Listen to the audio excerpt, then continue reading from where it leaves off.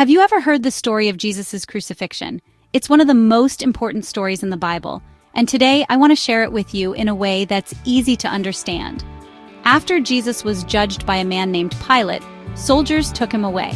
They made Jesus carry a big, heavy wooden cross through the busy streets of Jerusalem. Even though he had never done anything wrong, Jesus was being punished. Some people in the crowd were sad and kind, watching Jesus with tears in their eyes. But others were mean. They shouted and made fun of him. There was one man named Simon, who the soldiers asked to help carry the cross for Jesus. Simon stepped in and made the load a little lighter. Soon, they reached a hill called Golgotha. That's where the soldiers nailed Jesus to the cross. On each side of him, there was a criminal, one on his right and one on his left. The sky started to turn dark, even though it was still daytime. As Jesus hung on the cross, hurting so much, he prayed. He said, "Father, forgive them.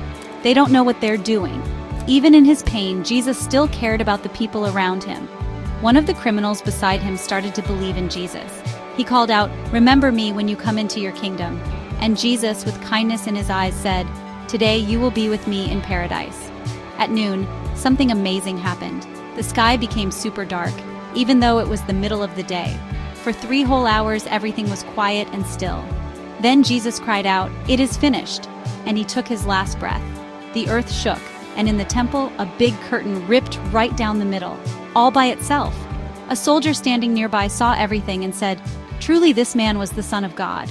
Jesus died on the cross to take away the sins of the world because he loves us so much. It's a sad story, but it's also a story of love, forgiveness, and hope.